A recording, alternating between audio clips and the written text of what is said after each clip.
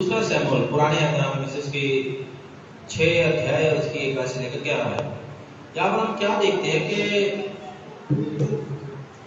दाऊद बादशाह खुदा के संदूक को जो है अपने नगर दाऊदपुर में लेके जा रहा है। उसके मन में आई कि मैं खुदा के संदूक को, जिसका उसका कलाम है, उस संदूक को मैं अपने नगर दाऊदपुर में ले जाऊं। और उसने क्या किया, उसने सब बड़े वीरों को जो 30,000 थे इकट्ठा किया। 30,000 बड़े बड़े योद्धाओं को लिया और परमेश्वर के संदूक को अपने यहाँ दाऊद को, जहां वो रहता है, वहां ले जाना चाहा, अपने नगर में। अब लेके जा रहे हैं, एक नई बैलगाड़ी के अंदर रखा संदूक को। उस समय तो बैलगाड़ी ही होती थी, बैलगाड़ी के अंदर रखा और लेके जा रहे हैं। और उज्जा नाम का व्यक्ति जो था, बैलगाड़ी में संदूक ले जाने में मदद कर रहा था, उसने संदूक को हाथ लगाया और वो मर गया। दाऊद को बड़ा गुस्सा आया कि खुदा ने इसको मार दिया, ये तो संदूक को ले जाने में मदद कर रहा था, गाड़ी को हाँक रहा था, धक्का लगा रहा था, ये और उसका भाई, लेकिन संदूक गिरने से बचा रहा था। ठोकर लगी, संदूक गिरने वाला था, उसने हाथ लगाया ताकि संदूक गिर ना जाए, लेकिन क्या हुआ, खुदा ने हाथ लगाने की सजा दी, मार दिया उसको बड़ा गुस्सा लगा, खुदा ने ऐसा नहीं किया। ये काम तो खुदा का ही कर रहा था। काम किसका कर रहा था? ये खुदा का ही काम कर रहा था। क्या कर रहा था? क्या कर रहा था? संदूक को, किसके संदूक को? यहोवा परमेश्वर के संदूक को, खुदा के संदूक को दाऊदपुर में ले जाने में मदद ही कर रहा था उज्जा और उसका भाई अय्यूब। नाबोन के खलिहान तक आए, तब उज्जा ने अपना हाथ परमेश्वर के संदूक की ओर बढ़ाकर उसे थाम लिया, क्योंकि बैलों ने ठोकर खाई। बैलों को लगी ठोकर, जिसकी वजह से गाड़ी भी डामाडोल हो गई। अब गाड़ी डामाडोल हो गई, संदूक हिलने लगा गाड़ी के अंदर। जानवर है, उबड़ खाबड़ रात में ठोकर लग सकती है, जानवर को लग गई ठोकर उनके पैर को, और गाड़ी पूरी हिल गई। उस बैलगाड़ी के अंदर जो है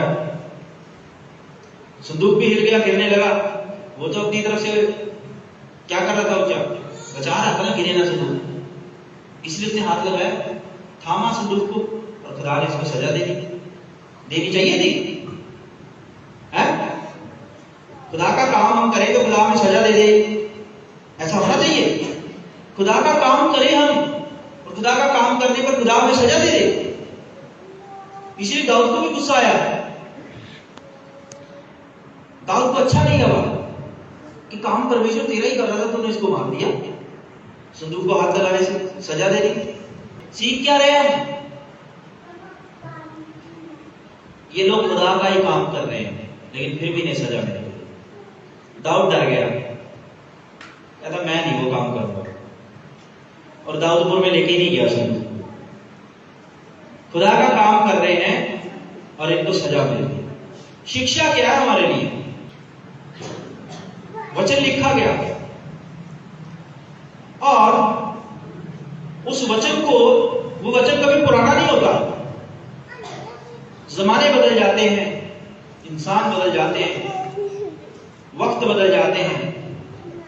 कोई समय था इंसान पैदल चलता था, खाना बदोशों की तरह रहता था, पक्के मकान नहीं थे, तंबू में रहता था, फिर बैलगाड़ियों पे सफर करने लगे।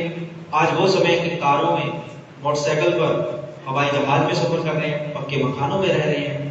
समय बदल गया, लेकिन ये वचन तब भी वही था, वचन आज भी वही है, और उस वक्त के लिखे हुए वचन में से ही हमको जो आज के लिए शिक्षा देता है, वो आज के जमाने को भी शिक्षा देता है वचन। इसीलिए कहते हैं वचन जो है वो जो है सदाबहार है, सदा फ्रेश रहता है वचन क्या है? सदा फ्रेश रहता है। चीजें बासी हो जाएंगी एक वक्त के बाद, इंसान बासी हो जाएंगे, लेकिन वचन कभी बासी नहीं होता। वो हमेशा, हर युग में, हर सदी में फ्रेश ही रहता है। ये है वचन की बहुत बड़ी खूबसूरती, इसीलिए उसको वचन कहा जाता है। परमेश्वर का वचन कभी मुरझाता नहीं, कभी बसाता नहीं, वो हर सीजन के अंदर जो है फ्रेश रहता है। यानी हर सदी के लोगों को, हर जमाने के लोगों को जो है वो शिक्षा देने के लिए तैयार रहता है। ठीक है, तो यहां पर वो व्यक्ति खुदा का काम कर रहा है, उसकी सेवा कर रहा है, उसको खुदा ने सजा दे दी। क्यों दी मालूम है? शिक्षा क्या मिल रही? खुदा का काम कर रहा है लेकिन खुदा की मर्जी के मुताबिक नहीं, वो अपने हिसाब से कर रहा है। जैसा उसके कलाम में लिखा हो वैसे नहीं कर रहा, वो अपनी सोच के साथ, जैसा इंसान को ठीक लगता है वो वैसे ही उसकी सेवा करने लग जाता है। वो कहता है मैं कौन सा बुरा काम कर रहा हूं, कर तो खुदा का ही काम रहा हूं। लेकिन क्या उसने खुदा की मर्जी जाननी चाहिए कि खुदा कैसे चाहता है कि उसका काम किया जाए, खुदा कैसे चाहता है कि उसकी इबादत की जाए? क्या खुदा की मर्जी जाननी चाहिए?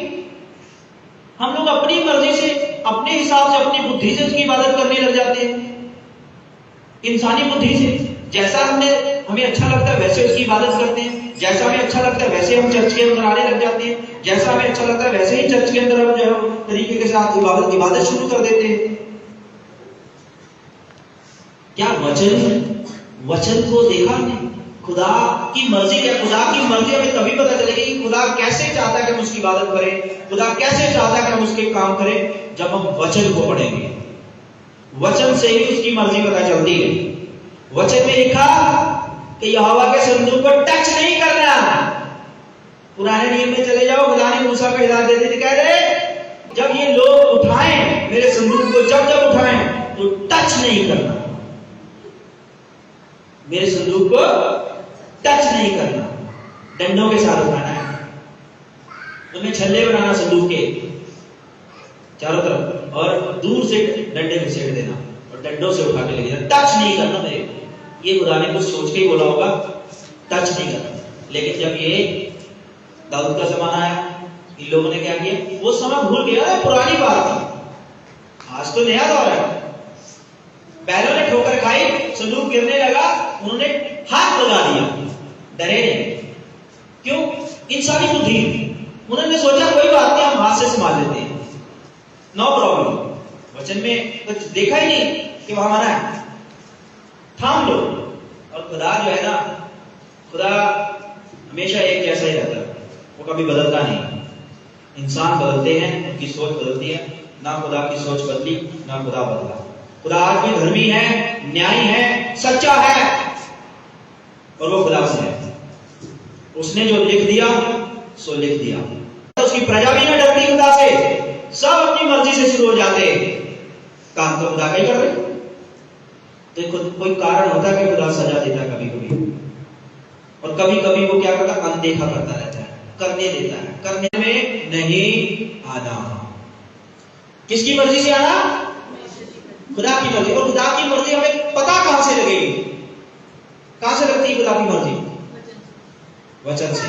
ठीक है, ये सीखे आप। क्या सीखे आज हम लोग? बताओ जरा, क्या सीखे?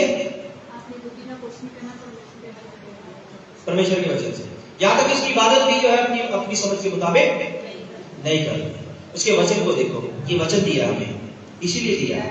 दिया कि नहीं दिया खुदा ने? इसीलिए खुदा ने अपना कलाम दिया। कलाम तो हम पढ़ते नहीं, कलाम की ओर हम देखते नहीं। उज्जा ने भी वही काम किया, कलाम की ओर देखा नहीं और अपनी बुद्धि के मुताबिक उसने वो काम किया, संदूक को थाम लिया और खुदा ने अपना न्याय दिखाया।